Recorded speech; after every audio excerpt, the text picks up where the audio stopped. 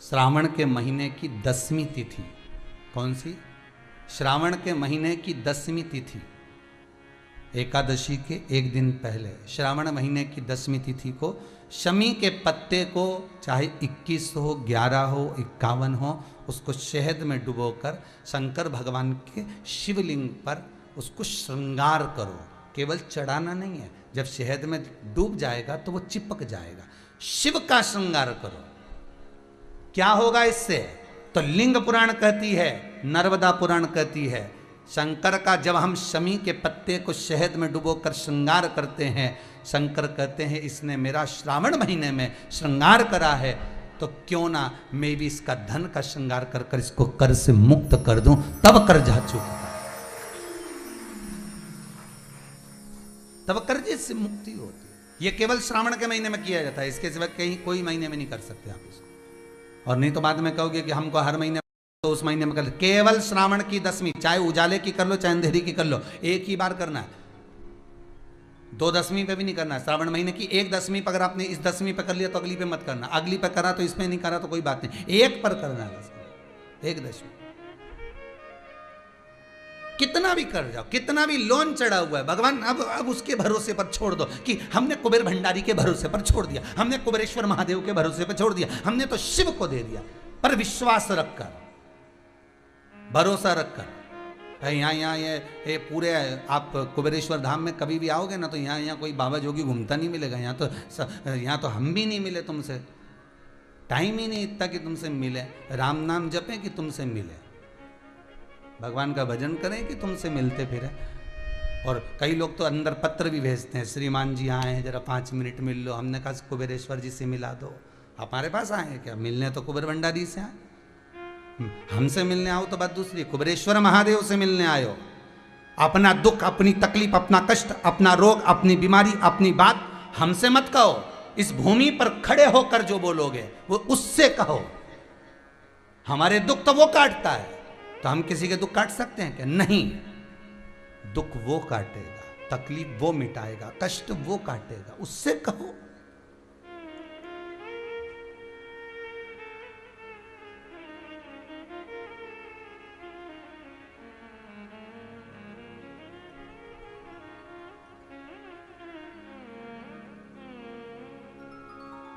उसके भीतर बात।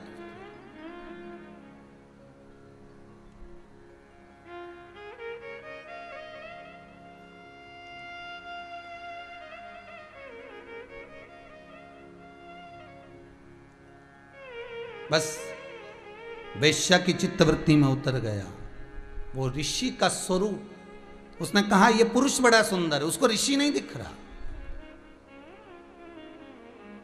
भगवान का प्रसाद उसी को दिखता है जिसके भीतर प्रभु विराजमान होता है, तो उसको प्रसाद दिखेगा। जिसके भीतर प्रभु नहीं उसको प्रसाद कहां दिखेगा? एक कितना सुंदर बात कही। एक पति पत्नी का जोड़ा गुरु जी के यहाँ कथा सुनने जाता था। खूब कथा में गया, खूब कथा में। गंगा जी के घाट पर गुरु जी रहते थे और गंगा जी के घाट पर वो कथा सुनने के लिए जाता। खूब कथा सुनते। उनका एक पुत्र था, एक बेटा। 4 बेटे में से एक बेटा ऐसा था जिस बेटे के पांव विकलांग थे, बस घुटने के बल रगड़ कर चलता था। होते हैं कई लोग, आपने भी देखा होगा, उसके पांव खराब थे दोनों। गुरु पूर्णिमा का दिन जब निकलते निकलते उन्होंने कहा हम तो गुरु जी के आश्रम से जाएंगे ही नहीं, यहीं सेवा करेंगे, यहीं पर विराजमान होंगे। समय निकलता गया। गंगा जी के घाट पर गंगा दशहरे का उत्सव आ गया। गंगा दशहरे का जब उत्सव आया, खूब भीड़ पड़ी अपार।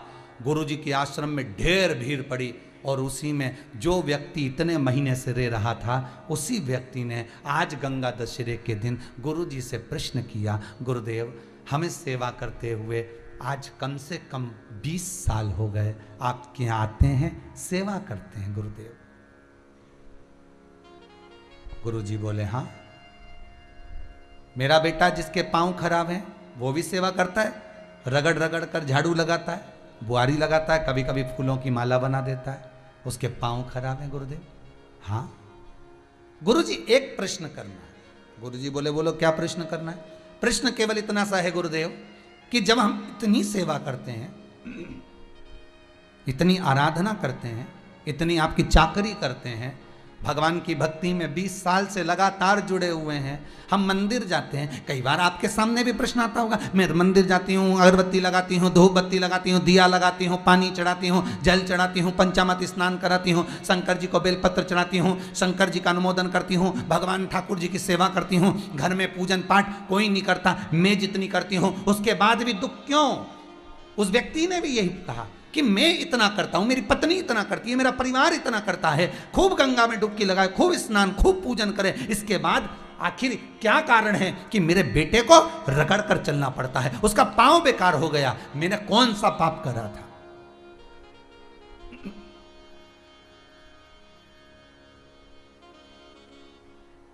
मैंने पाप कौन सा करा गुरुदेव? गंगा के घाट पर आज गंगा दशहरे का दिन है गुरुजी, सत्य बताना कि मैंने कौन सा पाप करा कि मेरे बच्चे को रगड़ रगड़ कर चलना पड़ रहा है, उसका कारण क्या है?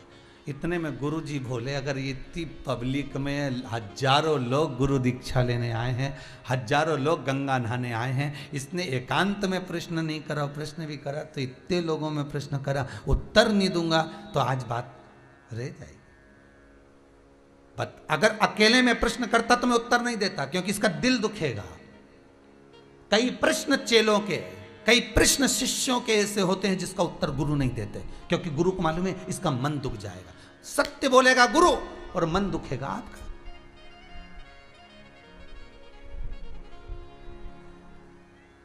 कई बार ऐसा हुआ कि गुरु सत्य नहीं बोल पाया, इसलिए मौन हो गया, बोल ही नहीं सका। पर आज इतने लोगों में इसने प्रश्न किया, उत्तर तो देना पड़ेगा। गुरुजी ने कहा बात सुन ले अच्छे से, ये तेरे कर्म का भोग नहीं है, ये इसके कर्म का भोग है। जिसके कर्म का भोग जिसको भोगना पड़ता है, किसी दूसरे को नहीं। ये पूर्व समय में एक किसान का बेटा था,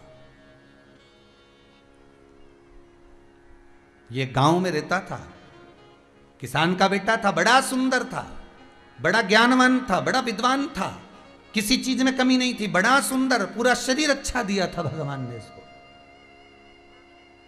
फिर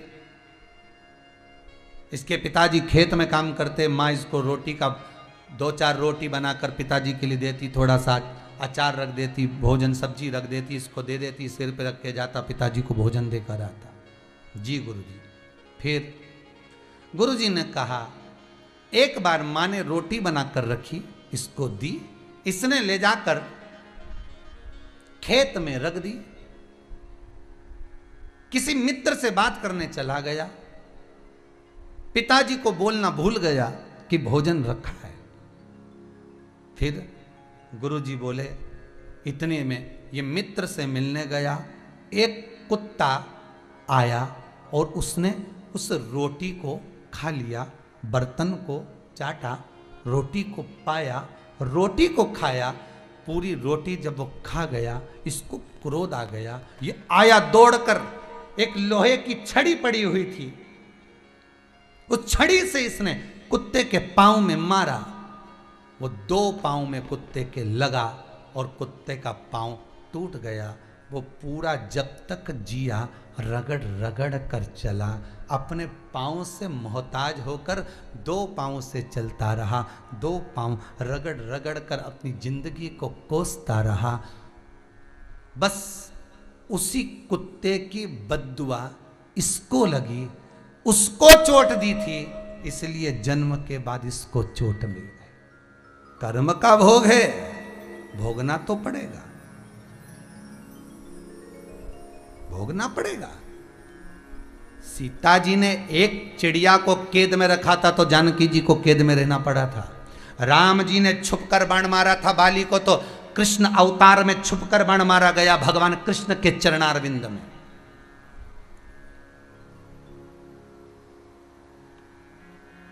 रोना तो पड़ेगा, कर्म है, भोगना पड़ेगा। दुख आया, कोई बीमारी आ गई, कोई रोग आ गया, किसी पर दोष मत देना कि इसने कुछ कर दिया होगा, इसने कहीं टोना कर दिया होगा, कहीं टोटका कर दिया होगा, कहीं ऐसा कर, किसी पर दोष मत दो, किसी पर नहीं। दोष किसका है? अपने कर्म का। जो ऊपर से पुराना कर कर आए हो वो तो भोगना पड़ेगा। इसलिए बार बार कहते हैं मत बुरे कर्म कर बंदे वरना पछताएगा। भगवान की आंखों से तू बच नहीं पाएगा, तू बच नहीं पाएगा। इसलिए बार बार कहते तेरा क्या होगा रे। देखो अब की बार तो हम बोले ही नहीं, तुम सबने बोल दिया। तेरा क्या होगा कालिया। कर्म का भोग है, भोगना पड़ेगा। अच्छा करोगे अच्छा मिलेगा। अगर करेले का बीज बोगे तो करेला ही मिलेगा, नीम का बीज बोगे तो नीम ही मिलेगा। और अगर तुम प्रेम का आनंद का बीज बोगे तो प्रेम और आनंद ही मिलेगा। ये वो फसल है जो आपको काटना है, आज नहीं कल काटना है। अच्छा कर कर चलोगे अच्छा प्राप्त होगा।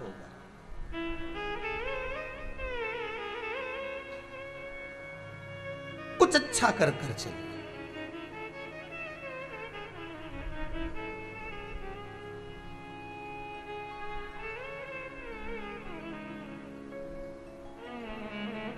बस नेक कर्म की ओर अग्रण्य होते चलिएगा। अच्छा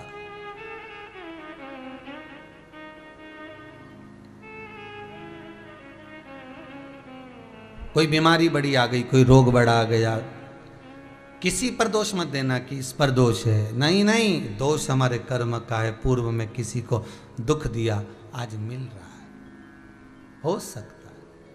अपना सोच कर चलिए। तो किसी ने पूछा इस कर्म के भोग को कम करने के लिए क्या करना पड़ेगा? तो कर्म का भोग कब कम होता है? शिव महापुराण की कथा कहती है जब हम भगवान की शरण, गुरु की शरण जाएं और उस भगवत चर्चा में, शिव महापुराण में, भगवान की भक्ति में जब हम डूबते चले जाते हैं तो जितना कर्म में लिखा होता है वो कटना चालू हो जाता है। जल्दी से जल्दी अगर हमारे पाप कर्म ज्यादा बढ़ गए, नुकसान हो रहा है, घाटा लग रहा है, व्यापार नहीं चल रहा, व्यवसाय नहीं चल रहा, जगह जगह पर तकलीफ आ रही है, दुख पर दुख आ रहा है, कुछ मत करिए, शंकर के भजन में लग जाओ, शिव के अनुमोदन में लग जाओ। एक लोटा पानी भरो, कहीं एकांत का शिवलिंग ढूंढो जिस शिवलिंग पर कोई नहीं जाता हो, जिस शंकर के दरवाजे कोई नहीं जाता हो, जिस मंदिर में कोई झाड़ू न लगाता हो, उस जगह पर तुम जाओ, उस जगह पर तुम पहुंचो। अरे हमारे पुराने पुराने ऋषियों को उठाइए, संतों को उठाइए। जहां भीड़ होती थी वहां तब करते थे क्या वो? अरे बोलो तो नहीं।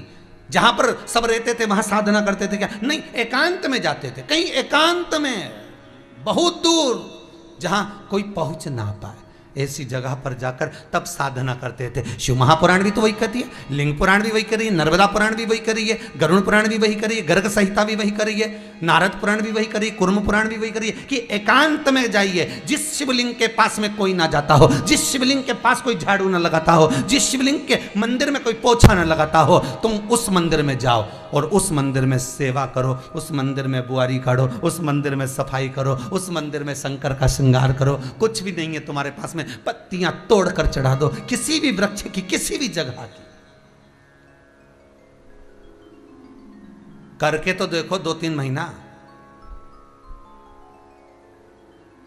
2-3 महीना करने में क्या जाता है? फिर अंदाजा लगाना कि पुराण झूठ बोल रही है कि सियोर वाला महाराज झूठ बोल रही है। अगर तुम्हारा काम नहीं हो, तुम अगर शंकर जी के मंदिर में झाड़ू लगाओ, पोछा लगाओ, शंकर जी के मंदिर में तुम जल चढ़ाओ, धतूरा चढ़ाओ, पूजन करो, पाठ करो, शिव जी की आराधना करो, अर्चना करो, निवेदन करो, और जब तुम्हारा काम ना हो, 3 महीने एकांत के शिवलिंग के पूजन करते हो, एकांत में जो शंकर जी का शिवलिंग है उसकी आराधना कर रहे हो, और उसके बाद भी तुम्हारा काम नहीं हो, तो फिर तुम जान लेना कि भाई झूठ बोल रहे हैं कि सियोर वाला महाराज तो यूं ही झूठ बोले। बताओ, फिर या तो पुराण या फिर मानो। ना पुराण झूठ कहती है, ना ये व्यासपीठ झूठ कहती है। सेवा का फल दुनिया में ऐसा कोई नहीं जिसको नहीं मिलता। सेवा का फल अवश्य मिलता है। इसलिए पूरी दुनिया में जितने राम के मंदिर नहीं, उससे ज्यादा हनुमान के मंदिर हैं। तुम्हारे गांव गांव में हनुमान के 8-10 मंदिर मिल जाएंगे। पीपल के पेड़ के नीचे हनुमान जी, बड़ के पेड़ के नीचे हनुमान जी, जहां देखो हनुमान जी। राम जी मिलेंगे क्या? नहीं। गांव गांव में राम का मंदिर नहीं मिलेगा, बड़े बड़े शहरों में जगह जगह चले जाओ, तुम्हें अगर पूरी पृथ्वी पर सबसे ज्यादा मंदिर मिलेंगे तो हनुमान जी के मिलेंगे। जितने राम के मंदिर नहीं उतने हनुमान के हैं। तो इतने मंदिर राम के बनना थे तो हनुमान के क्यों बने? उसका कारण केवल एक है, हनुमान जी ने राम जी की इतनी सेवा करी, इतनी सेवा करी कि भारत की भूमि पर सेवा पूजा गई। इसलिए हनुमान की सेवा ज्यादा होती है, पूजन ज्यादा होती है, क्योंकि राम की सेवा करी है हनुमान जी। सेवा करने वाला जगत में पूजाता है। आप भी करो, आप भी शंकर की सेवा करो, आप भी भगवान की सेवा करो, एकांत में जाकर कहीं सेवा में लगो तो सही। सेवा का फल ना मिले तो बताना।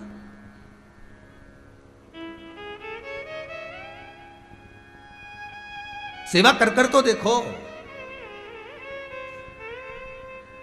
सेवा करना नहीं चाहते हम, तो बस इतना चाहते हैं कि कहीं का ऐसा महाराज मिल जाए जो ऐसी बूटी घुमाए और हंडा निकल के बाहर आ जाए, सोने की मुद्रा मिल जाए।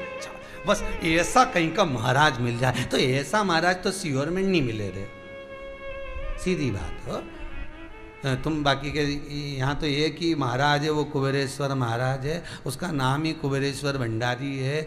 बस आए, नमन करी, शिव कथा सुनी, आनंद लिया, आस्था पे सुनी, मोबाइल पे सुनी, दिल से सुनी, और ये विचार कर कर सुनना कि हम हमारा टाइम पास नहीं कर रहे। नहीं तो कई लोग इस विचार में, खोल लो महाराज जी आ रही है टाइम पास। तो टाइम पास करने के लिए तो वो डोरेमोन लगा लो।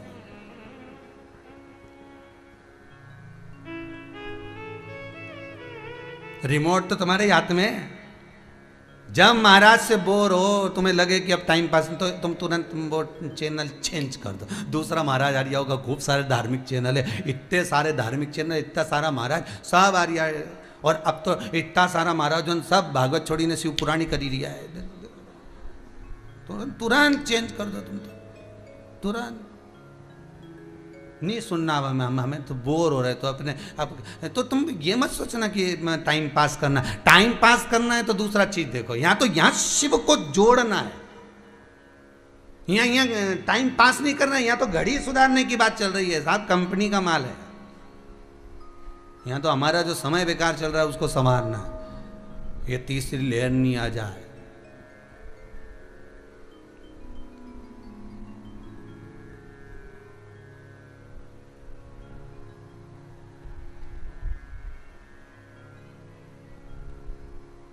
एक पत्नी छत के ऊपर झूला बनवाई, उस पे झूल रही थी। बाजू वाले के यहाँ पर गाना चल रहा था, आया सावन झूम के। इसकी झूले की कुंडी टूट गई, छत से नीचे।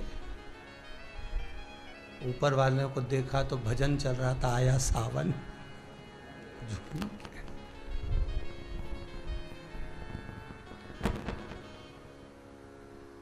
चित्तवृत्ति में, स्मरण में शिव से केवल एक संबंध जोड़ दो। आप उसको दिल से कुछ कहने का प्रयास करिए। अभी बहुत भीड़ चल रही है सावन के महीने में, तो मंदिरों में खूब। अभी तो फिर भी कम है, अभी तो कावड़ वावड़ नहीं जा रही है, नहीं तो कावड़ की यात्रा निकले से तो कितनी भीड़ है। और काशी में, उज्जैनी में कितनी कावड़ आए। शंकर भगवान खूब बेलपत्री में, धतूरे में सब दबे दबाए। यहाँ तो फिर भी उज्जैनी में तो शिवलिंग बड़ा है तो दर्शन हो जाए, काशी में तो छोटे, और ऊपर से सब बेलपत्री सब सामान चढ़ा हुआ। एक बड़ी सुंदर वेश्या थी। श्रावण का महीना आया, और श्रावण का महीना जैसे ही आया तो उस वैश्या को ये ज्ञान नहीं था कि श्रावण के महीने, क्योंकि नई नई आई थी, श्रावण उसके सामने पहली बार आया। श्रावण का महीना उसके सम्मुख में पहली बार आया। उसको इसका भान नहीं था कि श्रावण का महीना आएगा या भादो का महीना आएगा या कुंवार आएगा या कार्तिक। उसको इससे मतलब नहीं, उसको तो केवल वैश्य तत्व से मतलब था।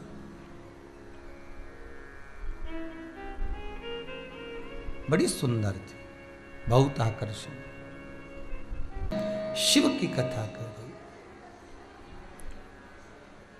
वैश्या।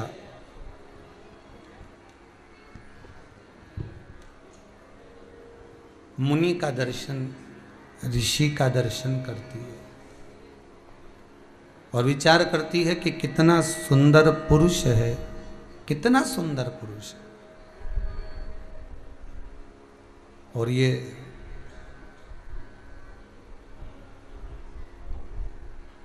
क्यों ना मैं इसके साथ में रहूं।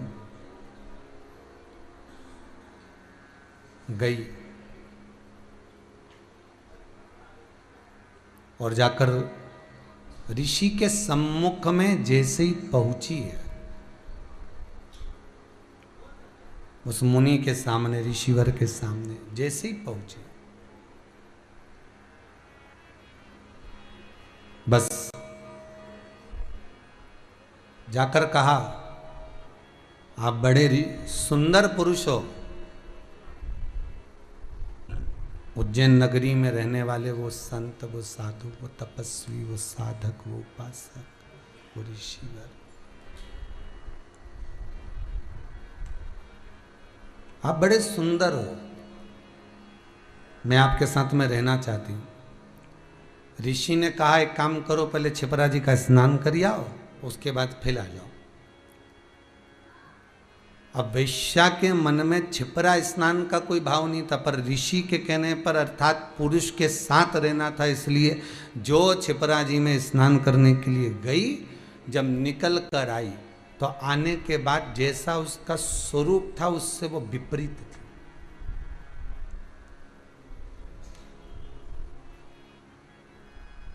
वस्त्र, रंग, रूप, सुगंध सब चेंज हो गई, सब बदल गए, सब कुछ बदला हुआ है, सब कुछ। अब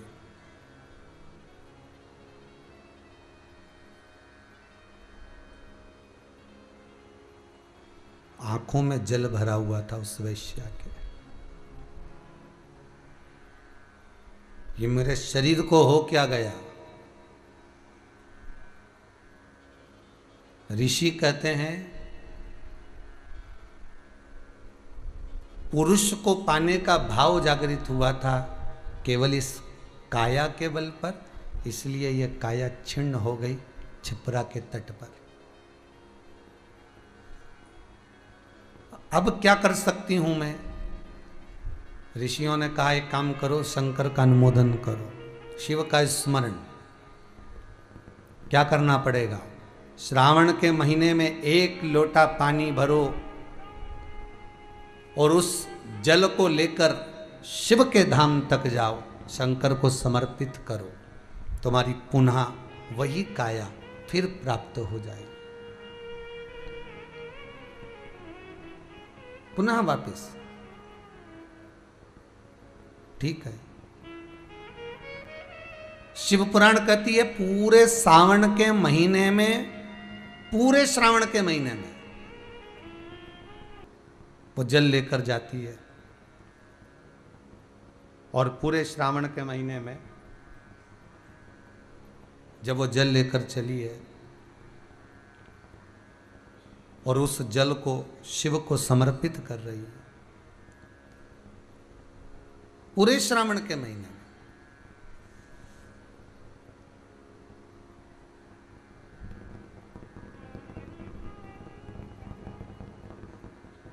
जब वो जल लेकर जा रही है और उस जल को समर्पित कर रही है, पूरे श्रावण के महीने में शिव प्रसन्न हो जाते।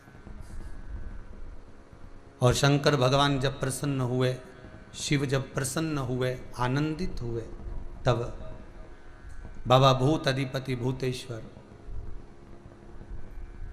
भगवान शंकर, करुणा सागर शिव कृपा कर दिए और वैश्या से कहा, अब तो इस योनि से छूटेगी,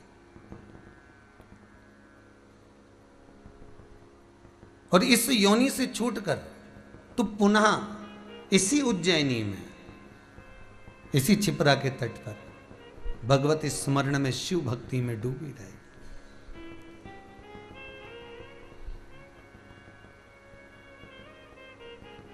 शिव भक्ति में डूबना, शंकर की शरणागति प्राप्त करना, शंकर के चरणारविंद तक पहुंचना महाराज ये शिव ही कर सकता। एक बात बहुत ध्यान से सुनिएगा,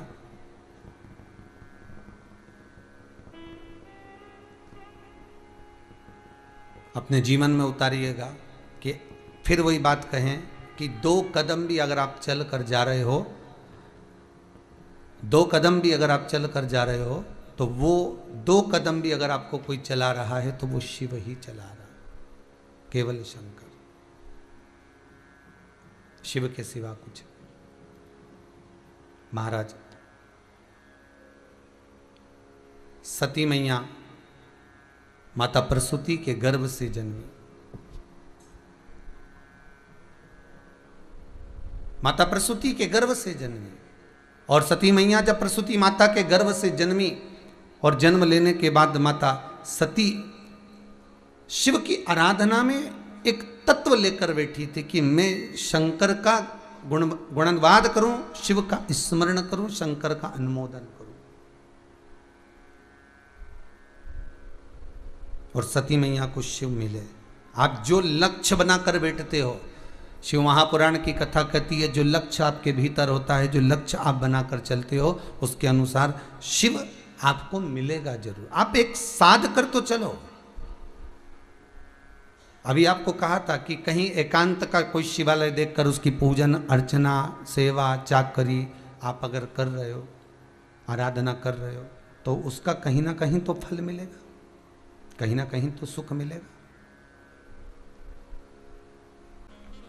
कोई एक माता जी कह रही थी, मैं भगवान से ये कहने आई हूं कि भगवान तू मुझे संसार में अगर लेकर आया है ना, अब मेरा निवेदन है भगवान मुझे तू रोने मत देना। कोई माता जी कह रही थी कि हम तो इतने दुखी हो गए, हम भगवान से बस केवल इतना ही कहने आए हैं कि भगवान तू हमें रोने मत देना।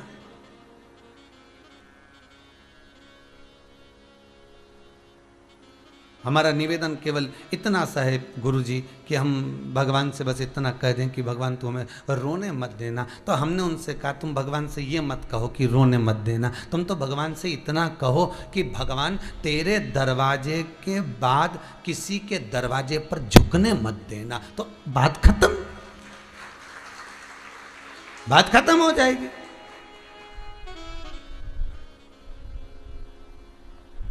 फिर क्या सोचना है? अगर हम इतना कह दें कि भगवान से हे शंभु, हे त्रिकालदर्शी, हे कैलाशी, हे अविनाशी, बस इतना सा निवेदन कि तेरे दरवाजे के बाद में किसी के दरवाजे पर झुकने मत देना। बस अगर झुकूं तो तेरे दरवाजे पर झुकूं, तो सीधी बात हो गई कि नेत्र में आंसू देगा ही नहीं, उसके उसका जो हो गया फिर क्या सोचे।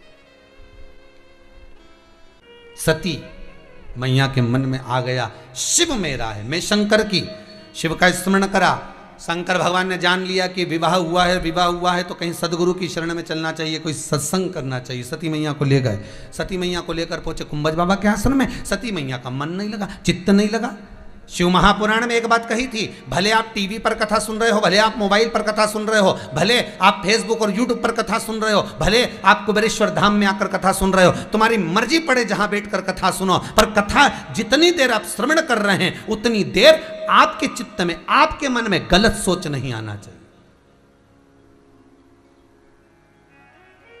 आपका ध्यान कथा में होता है, परमात्मा का ध्यान आप पर होता है।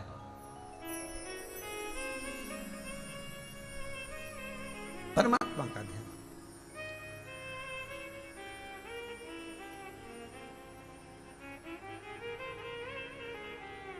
वो प्रकार आप लोगों ने भी पढ़ाई करी होगी, हमने भी करी। ऐसा रहता, उसमें नोक रहती है या पेंसिल उसमें भर देते हैं और उससे ऐसा पेज घुमा घुमा के उसको कस देते, वो ऐसा रखते हैं। कॉपी पर ऐसा रखा जाता, फिर उसको ऐसा घुमाते, घुमाते कि नहीं घुमाते? अरे बोलो तो, सबने करा है ना ऐसा, घुमाए, वो घुमाते एक जैसा गोला बन जाता, बिंदु, वो जो नोक होती है ना मत चुभी रहती है और वो एक ही जगह पे रहती है और घूमती जाती। उसी तरह इस मन को, इस दिल को एक में लगा के रखो, बाकी की सब दुनिया में घूम के आ जाओ। दिल एक में लगा कर बैठ गए, चित्त एक में लगा कर बैठ गए, तो सृष्टि में कहीं पर भी घूम कर आओगे, परमात्मा उस जगह पर हाजिर मिल जाएगा। पर स्थान मत छोड़ना, जगह चित्त वृत्ति ना छूटी जाए, भगवान का भजन ना छूटे, उसका स्मरण ना छूटे। ये वस्तुएं, ये सामान, ये सामग्री, ये दौलत, ये सत्ता सब जाने वाली, जहां बैठे हो उस मन को वहां लगाना। हम तो यहां तक कहते हैं, यहां तक कहते हैं, होटल में जाओ तो दिल होटल में लगा लो,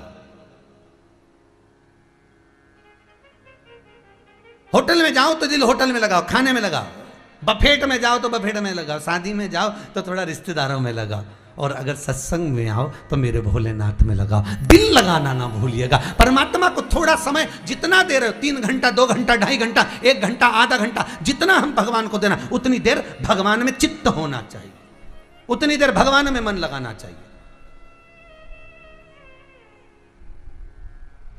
पर ना जाने दुनिया के लोग कहाँ चले गए, वह मोबाइल ने सब हटा दिया। हर 15 मिनट में ऐसी याद आए ना, व्हाट्सअप खोल के बैठ जाए, फिर याद आए फिर बैठ। अरे चित्त लगाओ परमात्मा में, मन लगाइए।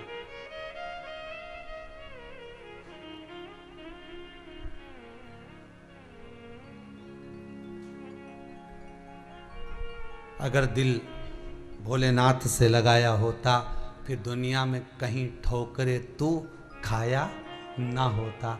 दिल लगाओ तो सही, उस शंभु से, उस शंकर से, उस परमात्मा से। एक बार चित्तवृत्ति अगर परमात्मा से लग जाए, फिर नहीं सोचना, फिर नहीं डालना, कहां जाओगे।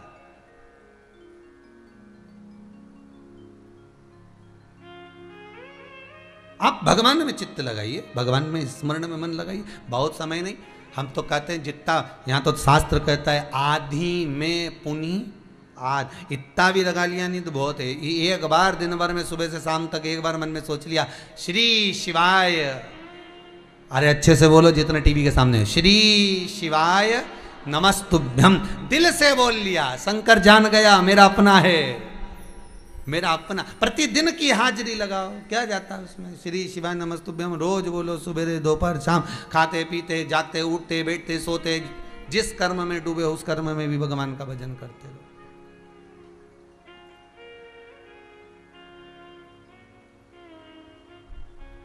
और फिर दुनिया के लोग अगर डराएं तो कोई बात नहीं, अपन को ऐसी कोई बात भी नहीं है। वो कोई रोक के बताए, कोई टोक के बताए, अभी पाला नहीं पड़ाए, भोले बाबा से मेरी प्रीत ना छूटेगी, भोले बाबा से मेरी प्रीत जो लगी हुई है, ये मन जो चित्तवृत्ति रमी हुई। तो यहाँ पर सती मैया कुंभज बाबा के आश्रम में पहुंच गई, मन नहीं लगा, उनका चित्त नहीं लगा। उनके मन में आया बताओ विवाह करने के बाद लेकर भी कहाँ आए, तो कुंभज ऋषि के आश्रम में आए। अरे इससे बढ़कर सौभाग्य और क्या चाहिए। विवाह होने के बाद कहीं शिव पुराण की कथा सुनने को मिल जाए, विवाह होने के बाद में कहीं पति के साथ बैठकर पूजन करने का मौका मिल जाए, सत्संग करने का मौका मिल जाए, संकीर्तन करने का मौका मिल जाए। इसलिए हिंदू धर्म की रीति है, घर में बहू आती है तो पति के साथ उसको सत्यनारायण जी की कथा में बिठाया जाता है। सबसे पहला काम यही कराया जाता है कि पूजन में बिठाओ जोड़े से दोनों को।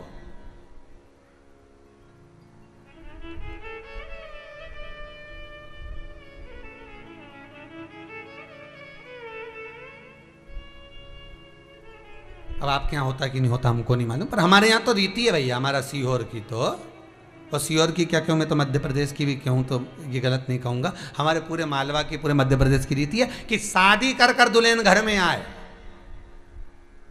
तो सबसे पहले उसको पूजन में बिठाए, जोड़ा से बैठ जाओ, कर जोड़ा बांधे तो जोड़ा बिठाए, पूजन वूजन कराए आराम से, देवी देवता धुकाए से, तो हमारा ये कुल देवता, ये देवी, ये देवता, इन सब। इससे ये भी मालूम पड़ता है कि जो कन्या आई है उसके संस्कार कैसे हैं, उसके संस्कार कैसे हैं।